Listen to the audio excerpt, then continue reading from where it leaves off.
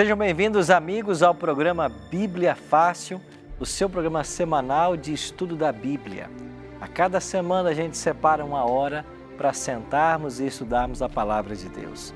Muito obrigado a você em todo o Brasil que está acompanhando o programa e você que também está fora do Brasil. Um abraço carinhoso para você que nos assiste através das redes sociais, através do YouTube ou outros canais. Você é muito bem-vindo a esse programa que busca conhecer mais a respeito dos ensinos de Jesus. Nós temos um presente especial para você que está nos assistindo agora. Nós preparamos com muito carinho um material impresso de todos os temas que aqui estamos estudando no Bíblia Fácil. Esse guia, Ensinos de Jesus, é um presente da Novo Tempo para você. E se você quiser receber aí na sua casa, você pode telefonar para nós, você pode acessar a nossa página na internet ou você pode mandar uma mensagem por WhatsApp. Vai aparecer aqui, durante o programa, uma legenda com toda essa informação. E você faz contato com a gente e nós vamos mandar para a sua casa. No final do nosso guia impresso, você tem um questionário. Quem preencher e devolver para nós poderá ganhar ainda um DVD que nós gravamos nas terras bíblicas e esse DVD são os mesmos temas do material impresso, só que em vídeo. E é um presente também na Novo Tempo para você. E tudo isso a gente pode oferecer aqui graças ao apoio dos Anjos da Esperança.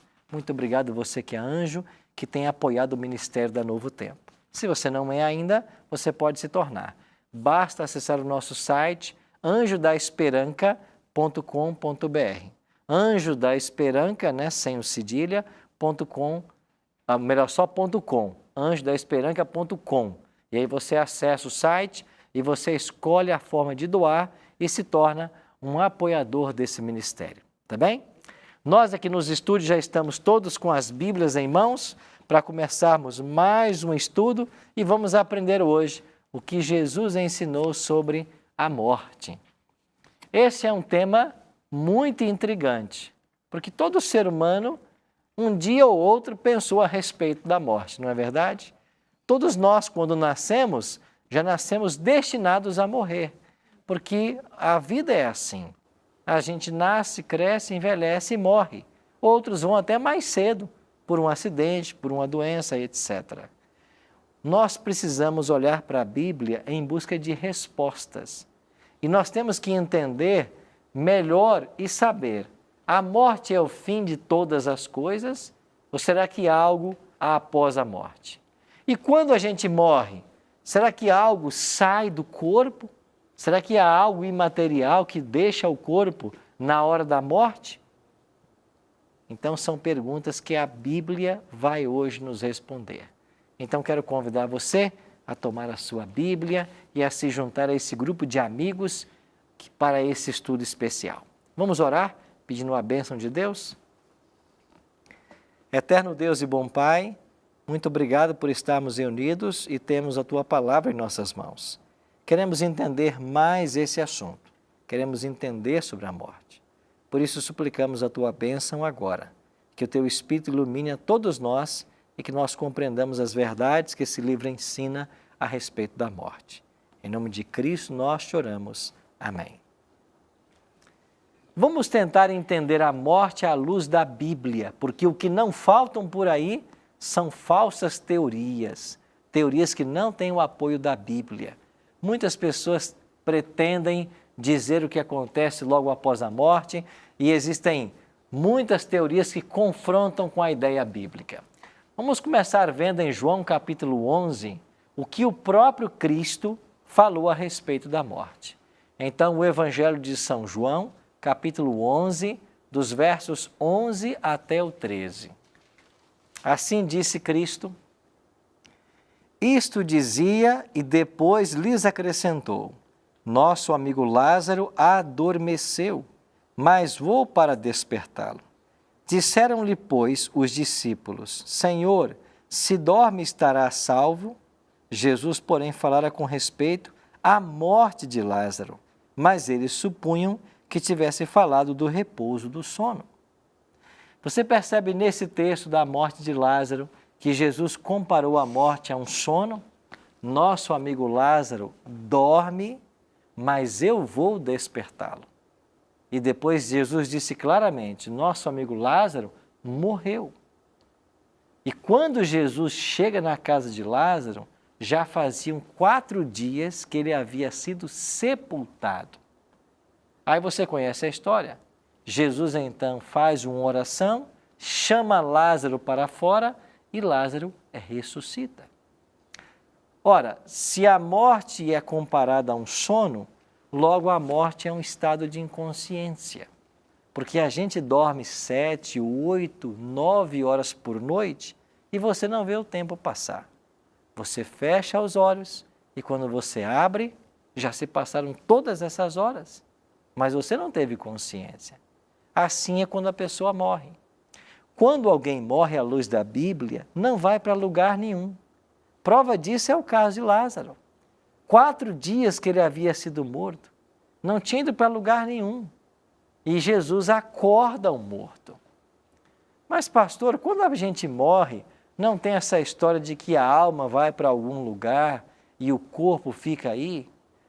Esta questão de corpo e alma, como compreendida na mentalidade popular brasileira, isso é uma visão grega e não bíblica. Na realidade, foi Platão quem desenvolveu esse conceito e é chamado de o dualismo platônico. O que ensinava Platão? O corpo é mau, mas a alma é boa. Então, a alma está aprisionada dentro do corpo. E quando a pessoa morre, a alma se liberta do corpo. Então, a morte é uma libertação para a alma.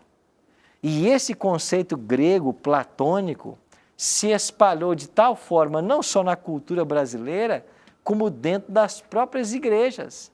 E as pessoas começam a ensinar até dentro de igrejas que você tem uma alma. Você não tem uma alma, você é uma alma. Esta é a grande verdade que a Bíblia ensina. Nós não temos uma alma, nós somos uma alma. Porque alma na Bíblia é sinônimo de pessoa.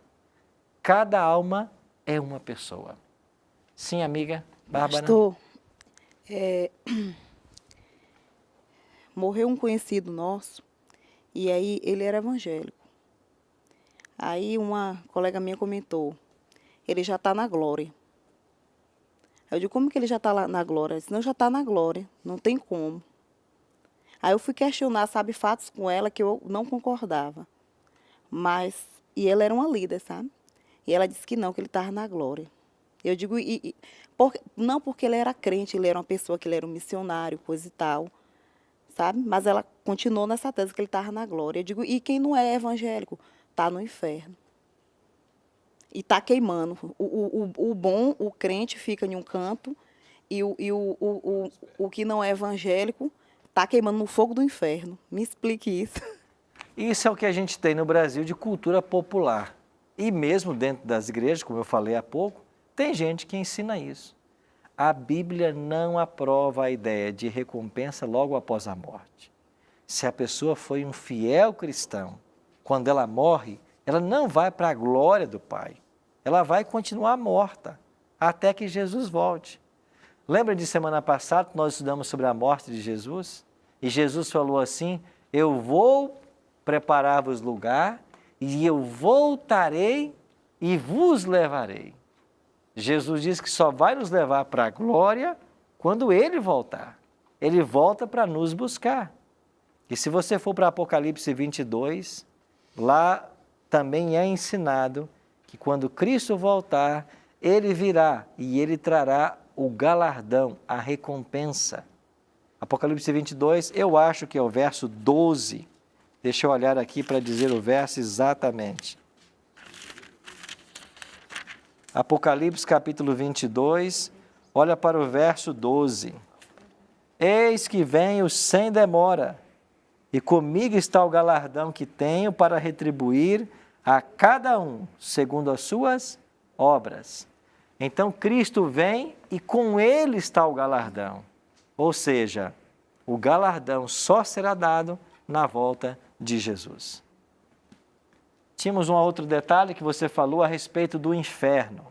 Essa também é um conceito de cultura popular. Não existe na Bíblia um local de tormento eterno. Não existe um espaço físico onde as pessoas estejam ali sendo queimadas eternamente. O conceito de inferno na Bíblia, a palavra inferno, pode ser traduzida como sepultura. Então, sepultura e inferno é a palavra Hades da língua grega e outras, mas a ideia é sepultura e não lugar de tormento eterno.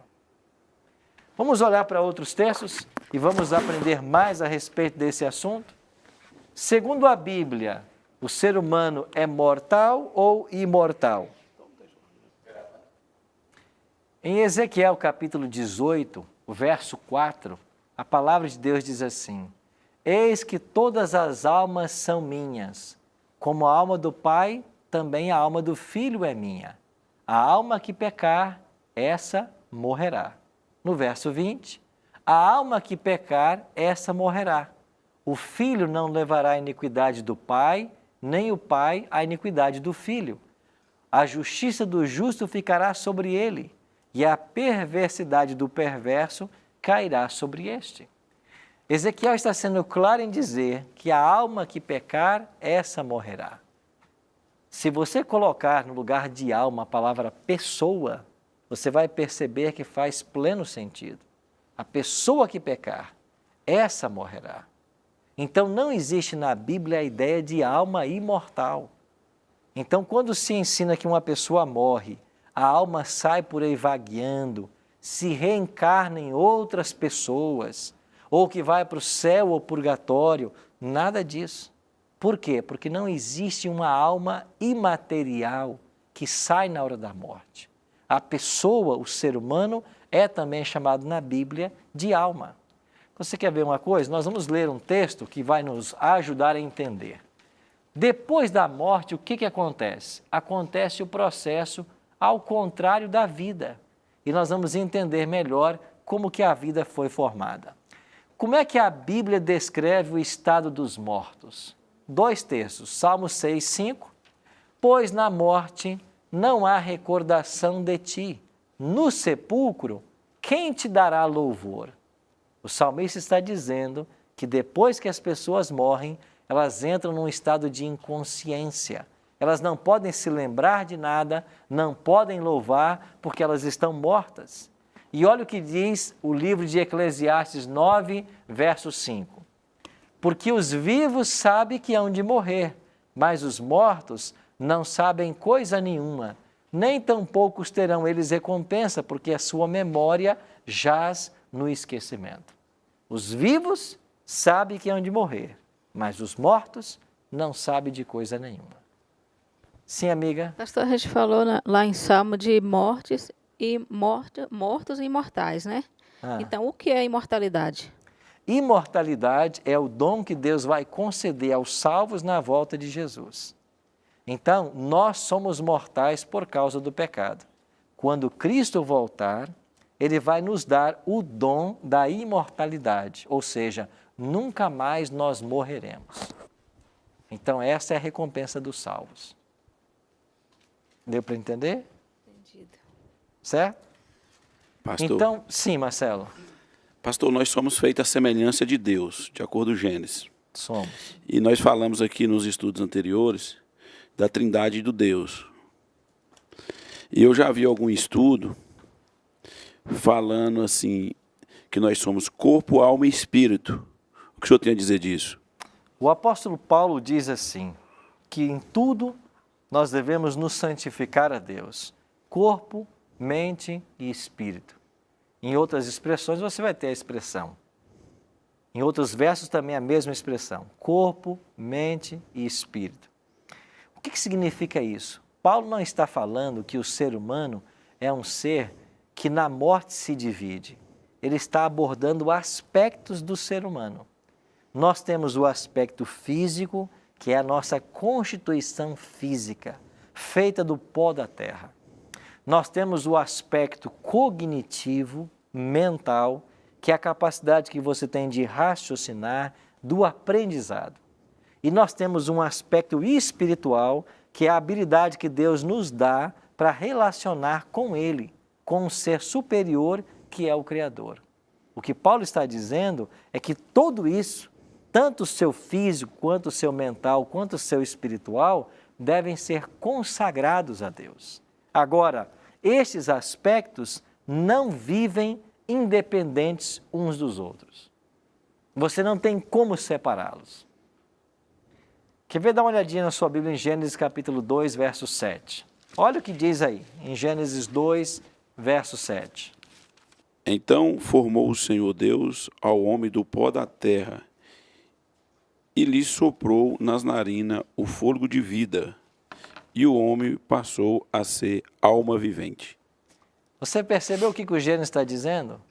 Deus formou o homem do pó da terra, o nosso corpo, soprou depois nas narinas de Adão o fôlego de vida. Esse fôlego de vida tem a ver com a consciência. É a vida que Deus colocou no corpo que Ele criou do pó da terra. Então, quando Deus juntou o aspecto físico ao aspecto mental, o senso da existência, o homem passou a ser o quê? Alma vivente. Então, nós não temos uma alma, nós somos uma alma. E quando a morte chega, o que acontece? Essa capacidade de raciocinar, o senso de estar vivo, ele desaparece, porque isso se separa do corpo. O espírito, esse sopro divino, volta para Deus. E o corpo que era pó, volta para o pó. Acabou a alma. Então, só existe consciência enquanto nós estamos vivos. Acabou a vida, acabou a consciência. Então, a alma é a pessoa. Deus nos fez almas viventes. Por isso que eu estou dizendo que nós somos uma alma e não temos uma alma. Pastor, ficou claro para mim, mas eu quero só acrescentar uma pregação que eu vi, uma oportunidade. E a pessoa afirmou para mim assim: nós somos mais do que o anjo, porque o anjo é um, e nós somos corpo, alma e espírito. A pessoa afirmou dessa forma. O que o senhor tem a dizer disso? Se você olhar para o salmista Davi, não sei se foi ele que escreveu o salmo, de repente tenha sido, mas ele diz que Deus, ao criar o ser humano, o fez um pouco menor do que os anjos. Então, nós fomos criados menores do que os anjos. E esse aspecto físico, mental, espiritual que o ser humano tem, o anjo também tem uma matéria, ele também tem esse raciocínio, ele também se relaciona com Deus. Não é como o ser humano, mas ele tem também essas dimensões, certo? Então, tem texto nas Bíblias, o senhor citou o Salmo, Claro. que afirma que nós é menor do que o anjo. Fomos criados um pouco menor. Eu não sei agora qual foi o Salmo, se é o 2, Mas assim, se pastor, é o 6. nós não devemos referência nenhuma a anjo. Nós o quê? Nós não devemos reverência nenhuma a anjo. Não. Porque às vezes na igreja a gente vê assim, ó, tem um anjo aí, não tem? A gente já viu isso nas igrejas pentecostal? Então assim, nós não devemos reverência Não devemos nenhuma. adorar anjos, porque os anjos são criaturas. Nós devemos adorar somente a Deus. E se você for para o livro do Apocalipse, você vai ver que João até quis adorar o anjo, né? Mas o anjo disse: você não me adora. Eu sou um conservo teu e dos teus irmãos. Adora a Deus. Então, quando João quis adorar o anjo não deixou que João o adorasse. Olha aí o Salmo capítulo 8, versículo 4 em diante. Que é o homem para que dele te lembres, e o filho do homem para que o visites? Fizeste-o, entretanto, por um pouco menor do que Deus, e de glória e de honra o coroaste. Aqui a palavra hebraica que foi mal traduzida para Deus, não deveria ser Deus, mas um pouco menor do que os anjos. E algumas versões bíblicas trazem aí a expressão anjos, e não Deus, como aparece na Almeida Revista Atualizada. Fizeste um pouco menor do que os anjos, de glória e honra o coroaste. O que mais a palavra de Deus nos ensina a respeito do estado dos mortos? Antes, Wayne? Se É uma dúvida com relação à morte do suicida. Eu já vi algumas defesas a respeito daqueles que sofrem de tormentos, sejam psíquicos, mentais, e de repente chegam ao ponto de cometer um suicídio. E no critério de Deus seria diferente com relação a esse tipo de situação. Isso procede? Eu acredito que há dois tipos de suicidas. Suicidas que vão se perder, suicidas que vão se salvar. Agora, só Deus pode fazer esse juízo. Porque uma pessoa que chega ao ponto de tirar sua própria vida, ela pode estar imersa num conflito tão grande que ela não teve como vencer esta crise que ela enfrentava. Até que ponto Deus vai considerá-la moralmente responsável por suas ações? Então, eu acredito que haverá suicidas que se salvarão e outros que não se salvarão. Mas só Deus vai definir isso. Você olha para a Bíblia e vê, por exemplo, o caso de Sansão. A Bíblia diz que Sansão matou mais gente na morte do que em vida. Ele queria matar os inimigos ali, na hora que ele derruba as colunas do templo de Dagon, ele queria. Mas ele estava consciente de que com esse ato, ele morreria. E quando você vai para Hebreus capítulo 11, Sansão figura como um dos heróis da fé que está salvo. Então, só Deus pode determinar até que ponto essa pessoa que tirou sua vida era responsável por seus atos. Ou se ele chegou a viver um momento tão intenso que ele passou a agir sem ter a consciência do que estava fazendo.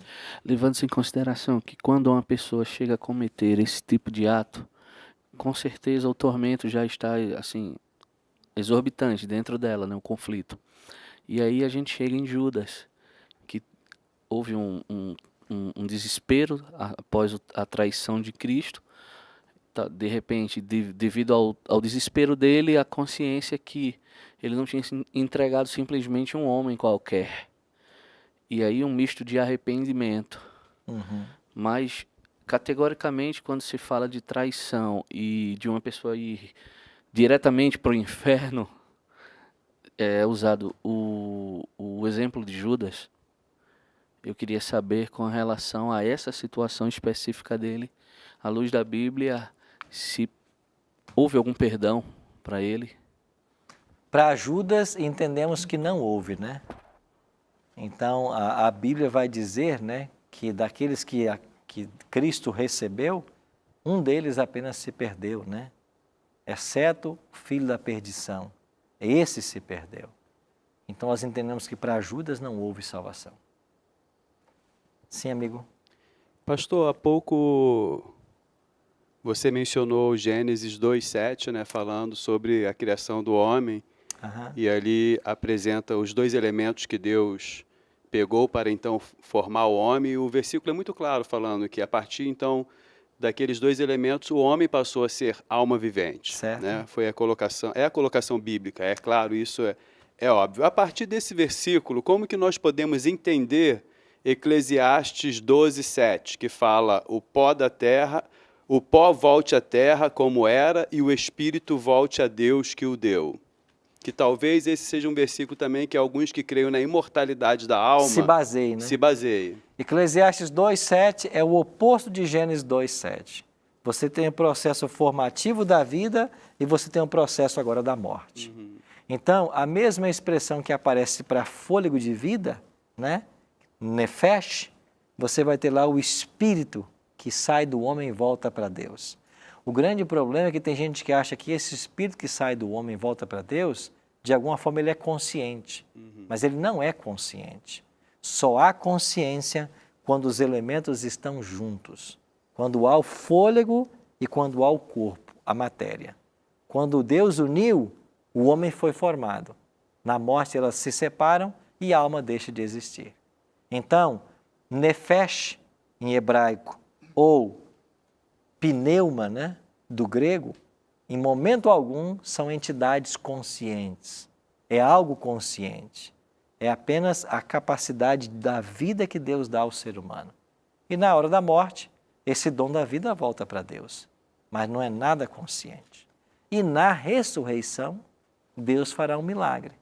Esse espírito, essa consciência, Deus vai voltar a colocar no corpo, como criou Adão, Ele vai voltar a colocar e a pessoa voltará a viver.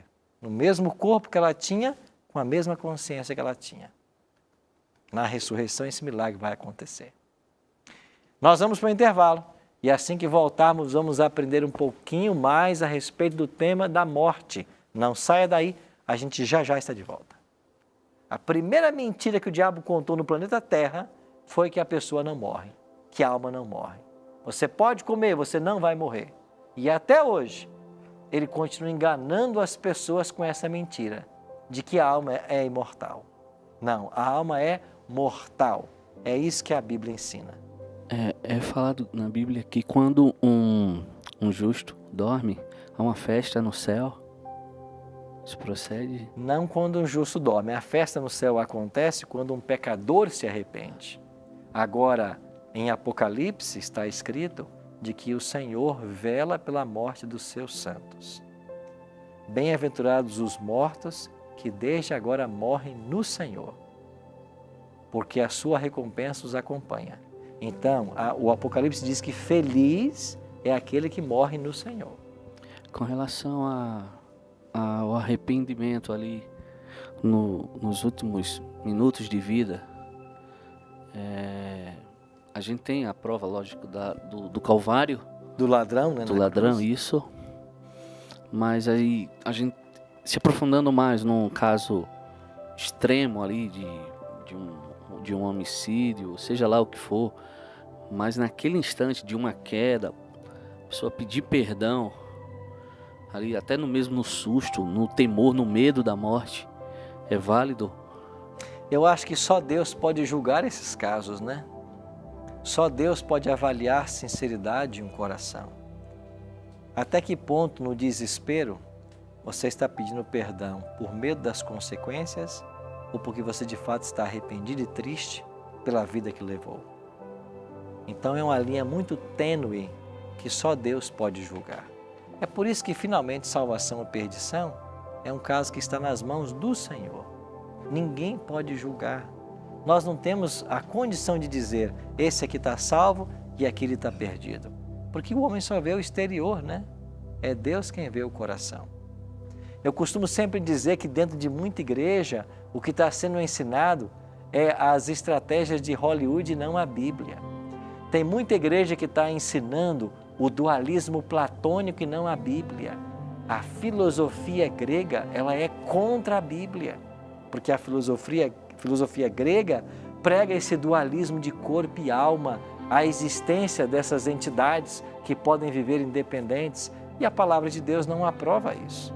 Então nós temos que deixar Hollywood, deixar a filosofia platônica e ficar com a palavra de Deus. Com claro, assim diz o Senhor. O Senhor diz, isso é verdade para nós. Em ti descansar para sempre.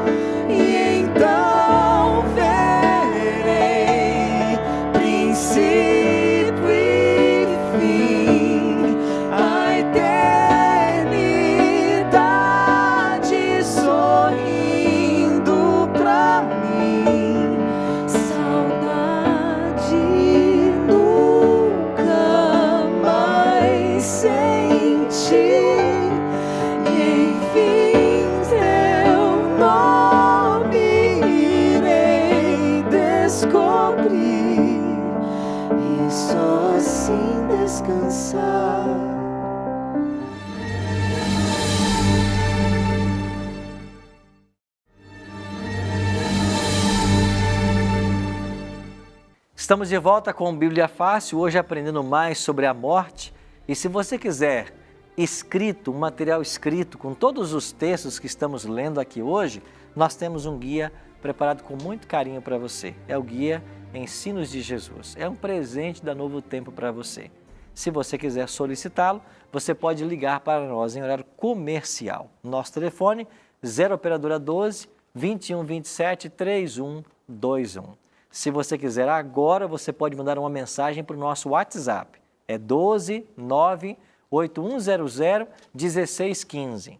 Ou, se você preferir, acesse a nossa página na internet, novotempo.com/Bíblia Fácil. Lá você vai ver esta imagem do curso, clica nela, preencha um formulário com os seus dados postais e nós vamos enviar para a sua casa através dos correios. Você não paga nada por isso. E se você ainda preencher um questionário no final desse guia e devolver para Novo Tempo, se você acertar mais de 70%, nós podemos dar para você nesse DVD que nós gravamos lá em Israel, Egito e Palestina, com os mesmos temas que aqui estão apresentados. Então, faça contato agora com o Novo Tempo, peça o seu material e se junte a nós nessa grande classe de estudos da Palavra de Deus. Aproveitando, nos domingos à noite, numa igreja adventista bem perto de você, nós estamos estudando essa mesma temática. Então você está convidado para nos visitar. Se você não sabe aonde encontrar uma igreja adventista, acesse o site encontreumaigreja.com.br. Lá você vai ter o endereço das nossas igrejas em todo o Brasil e você vai poder nos fazer uma visita. Você será muito bem-vindo. O convite está feito para você e também para a sua família. Terminamos o primeiro bloco falando a respeito da morte do homem, que a morte, segundo Eclesiastes 12:7, é o processo inverso da vida.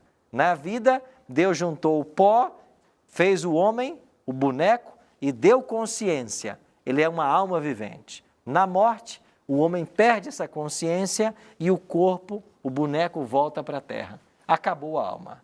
Nós lemos também em Ezequiel que a alma é mortal. A alma que pecar, a pessoa que pecar, essa morrerá. A ideia de que a alma é imortal é a primeira mentira contada por Satanás lá no Jardim do Éden. O diabo disse para Eva, o que Deus disse para você? Que se você comer do fruto você vai morrer? É certo que não morrereis. A primeira mentira que o diabo contou no planeta Terra foi que a pessoa não morre, que a alma não morre. Você pode comer, você não vai morrer. E até hoje, ele continua enganando as pessoas com essa mentira, de que a alma é imortal. Não, a alma é mortal. É isso que a Bíblia ensina. O que mais a Bíblia declara a respeito do estado dos mortos? Vamos ler mais alguns textos? Gênesis 3,19. No suor do rosto comerás o teu pão, até que tornes a terra, pois dela foste formado, porque tu és pó e ao pó tornarás. Ou seja, o homem é pó. Na morte, você volta para o pó. Um outro texto, Salmo 146, 4. Sai-lhes o espírito e eles tornam ao pó. Nesse mesmo dia, perecem todos os seus desígnios. Ou seja, a pessoa não tem mais consciência, não tem mais raciocínio, não tem mais propósito. Por quê? Porque ele morreu. Eu costumo sempre dizer, quando uma pessoa morre, ela fica totalmente inconsciente. E se não levarem, nem para o cemitério ela vai. Alguém tem que levá-la para o cemitério. Porque aonde ela morre, ela fica. Simone. É errado ser cremado? Nós não temos problemas em ser cremados. A Bíblia não condena a cremação. Nós temos que valorizar o ser humano, cuidar bem dele. Agora, uma vez que a pessoa está morta, se ela vai ser sepultada, se vai ser cremada, o que vai ser feito, depende da vontade da família, depende também de aspectos culturais. Em várias culturas, o ser cremado é uma coisa digna que se faz com aquele que morreu. Então, não existe nenhum impedimento bíblico a alguém cremar um morto. Certo? Tem pessoas que têm, antes em vida, fazem o pedido à família e as famílias respeitam isso, cremam as pessoas, etc. Outras pedem que depois de um tempo os ossos sejam ajuntados, Nós temos exemplos na Bíblia até disso, José pediu que os seus ossos fossem levados de volta para sua terra natal e finalmente foi Moisés quem fez isso, Muito tempo depois, é Moisés quem vai atender o pedido de José, que os seus ossos voltassem para sua terra natal. Um outro texto, esse nós lemos há pouco, né? O pastor leu para nós, Eclesiastes 12, 7. E o pó volte à terra como era, e o espírito volte a Deus que o deu. Então, Eclesiastes 12, 7 é o oposto de Gênesis 2, 7. Aqui é a morte, lá é a vida. Na vida, Deus junta os elementos. Na morte, os elementos se separam. O grande problema é que Hollywood popularizou a dicotomia platônica. Você se lembra, por exemplo, do filme Ghost, O Outro Lado da Vida? No momento em que o personagem morre, o ator morre, você vê claramente, no conceito do filme, né, a alma se desprendendo do corpo e a partir daí essa alma vai batalhar pelo amor da esposa que ficou. E ela encontra outras almas que estão aí nesse plano intermediário. Isso é Hollywood, isso não é Bíblia. Eu costumo sempre dizer que dentro de muita igreja, o que está sendo ensinado é as estratégias de Hollywood e não a Bíblia. Tem muita igreja que está ensinando o dualismo platônico e não a Bíblia. A filosofia grega, ela é contra a Bíblia, porque a filosofia grega prega esse dualismo de corpo e alma, a existência dessas entidades que podem viver independentes, e a palavra de Deus não aprova isso. Então nós temos que deixar Hollywood, deixar a filosofia platônica e ficar com a palavra de Deus, com claro, assim diz o Senhor. O Senhor diz, isso é verdade para nós. Sabe que eu tenho um amigo que ele estava num cemitério e estavam sepultando um irmão dele. O irmão dele não era membro da igreja adventista, do qual ele era membro, mas membro de uma outra igreja que acreditava que a pessoa logo após a morte vai para a glória.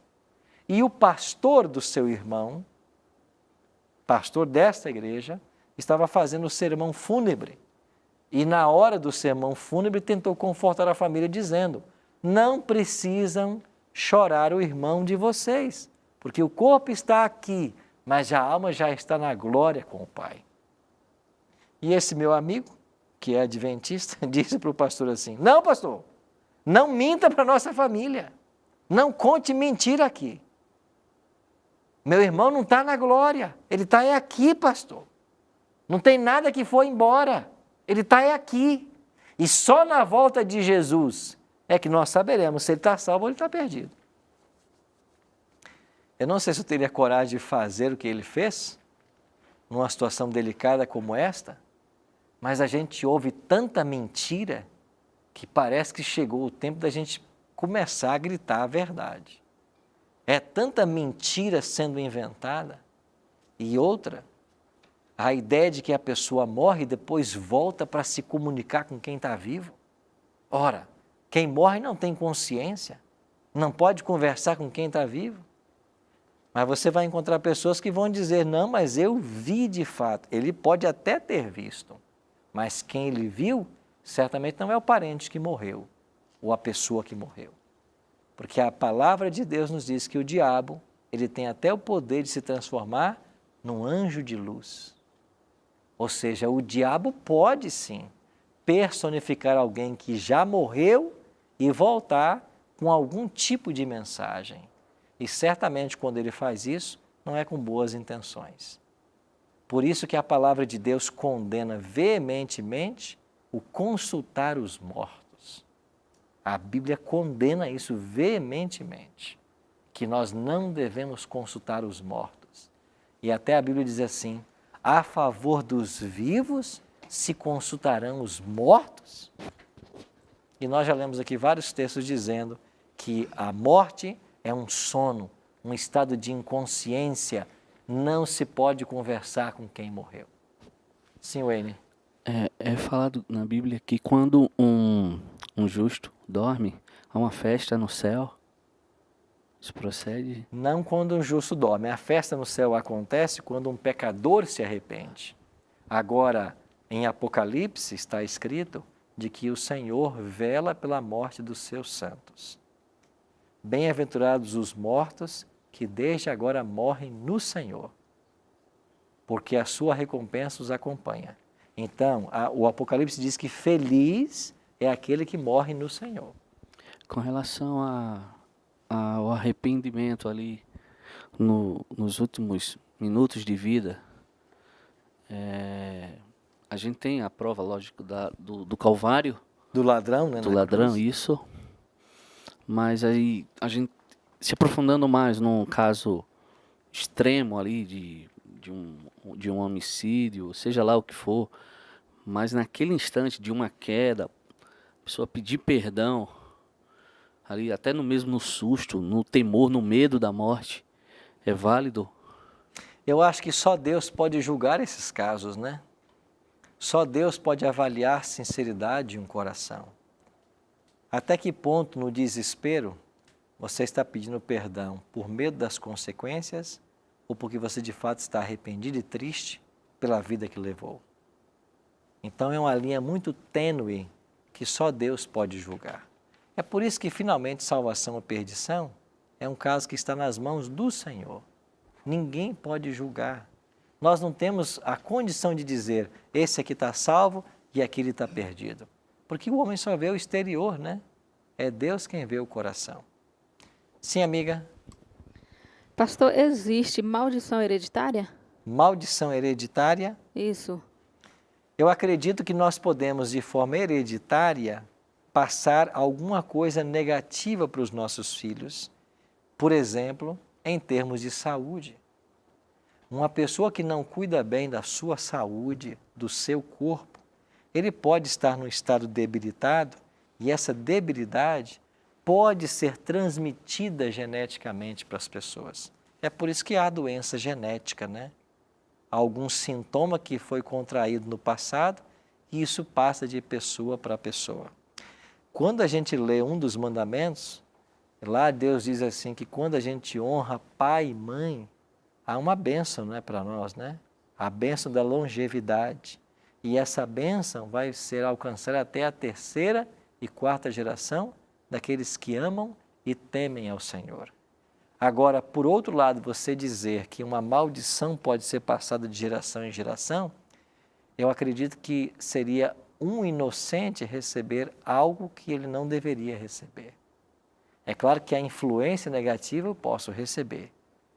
A criança pode ser educada num lar onde o pai e a mãe não temam a Deus. E esse comportamento vai afetar diretamente a educação da criança. Agora, algo sobrenatural, passado de geração em geração, eu não acredito. Ok. Certo? Vamos então, finalizando o nosso estudo, compreendermos um último detalhe. A morte é uma ameaça ao ser humano. E ninguém quer morrer. É por isso que Jesus disse que quando ele veio morrer para que nós tivéssemos vida. E graças à vitória dele sobre a morte, é que nós podemos ter a esperança de que um dia, nós mesmos se morrermos, viveremos. Quando você vai para o 1º capítulo de Apocalipse, né? Ali diz claramente, leia comigo esse último texto que vamos hoje ler, Apocalipse, no 1º capítulo, versículo 18. E aquele que vive, Cristo está se apresentando para João, e aquele que vive, estive morto, mas eis que estou vivo pelos séculos dos séculos, e tenho as chaves de quê? Da morte e do inferno. A palavra inferno aqui pode ser traduzida como sepultura. Eu sou aquele que estive morto, mas estou vivo pelos séculos dos séculos e tenho as chaves da morte e da sepultura. Ou seja, porque Cristo venceu a morte, Ele pode nos assegurar que um dia, se morrermos, também ressuscitaremos. Então há esperança para todos nós. Há esperança para aqueles que já dormem. Por isso, diz o Apocalipse, bem-aventurados os mortos que desde agora morrem no Senhor. Eles estão mortos no Senhor. E na hora da volta de Cristo, eles irão ressuscitar. Ou seja, a morte está com os seus dias contados. É por isso que eu e você hoje podemos tomar a seguinte decisão. compreendendo ser a morte apenas um sono, que os mortos não sabem de coisa alguma, nem podem se relacionar com os vivos. Acredito também que Deus tem solução para todos os problemas, inclusive para a morte. E certamente eu e você já perdemos queridos, né? A quem muito nós amávamos. A morte levou essas pessoas. Eu já tive que sepultar um irmão, sepultar um pai. E quão difícil é você voltar para casa e aquela pessoa não mais está ali.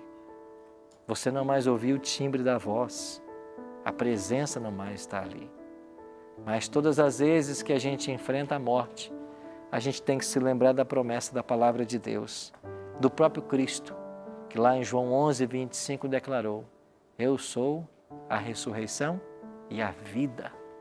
Ele é a ressurreição e a vida. É claro que a gente chora pelos mortos que a gente perde, mas o nosso coração tem que se encher da esperança de um reencontro. E isso em breve vai acontecer. Quando Jesus voltar, todos os anjos virão. E como aprendemos semana passada, eles vão vir para reunir as famílias que a morte separou. Você já imaginou o anjo reunindo mais uma vez o esposo com a esposa, o pai com o filho com a mãe, o irmão com o irmão? Vai ser um dia de reencontros. A morte está com seus dias contados. E nós podemos crer na ressurreição porque Jesus venceu a morte. E por isso nós também venceremos. Louvado seja Deus por essa esperança. Nós vamos ter uma música agora. E eu queria que você, enquanto ouvisse essa música, você pensasse. Você sente saudade de alguém que você perdeu? Você sente a falta de alguém que você muito ama e que a morte levou? Você lamenta aqueles que foram sem dizer adeus? Pois a morte está com seus dias contados. Cristo venceu a morte e Ele vai voltar para chamar os mortos à vida e vai dar para os salvos a vida eterna. E nós nos uniremos a eles e seremos para todo sempre uma só família. Pense nisso enquanto você ouve essa música.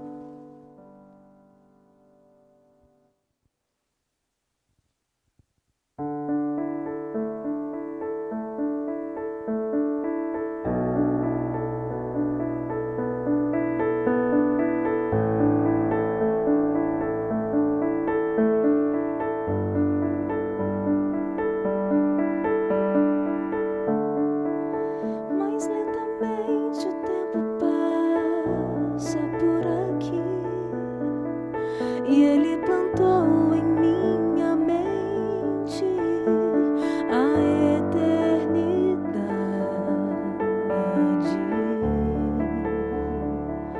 E quando sinto essa vontade de partir, eu fico tão impaciente, pois lembro que os sinais são indiscretos.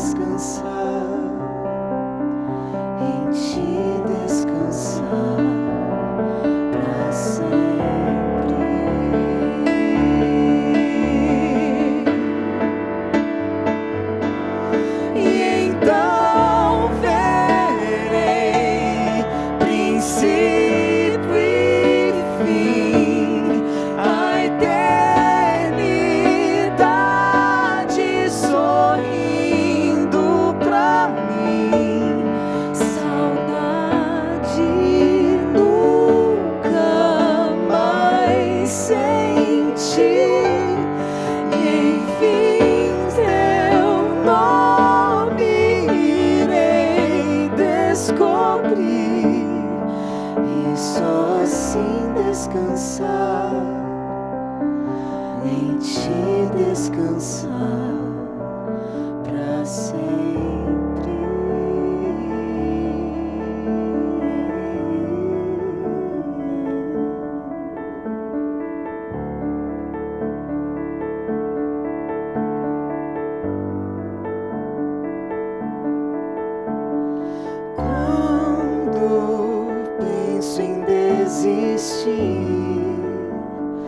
Lembro que você insistiu em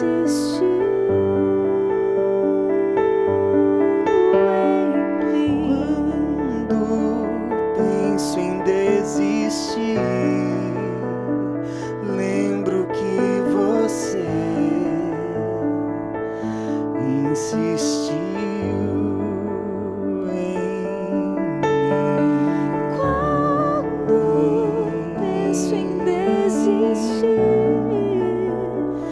Lembro que você insistiu em mim.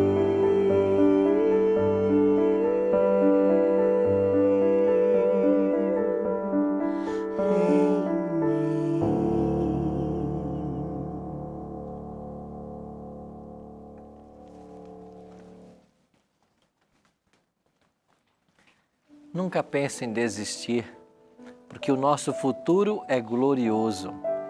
Um dia a morte será vencida e nós estaremos juntos como uma família por toda a eternidade. É por isso que promessas como a de Apocalipse 21, verso 4, são tão especiais. Ele lhes enxugará dos olhos toda lágrima.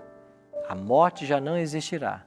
Já não haverá luto, nem pranto, nem dor, porque as primeiras coisas passaram. Essa promessa é para mim e para você.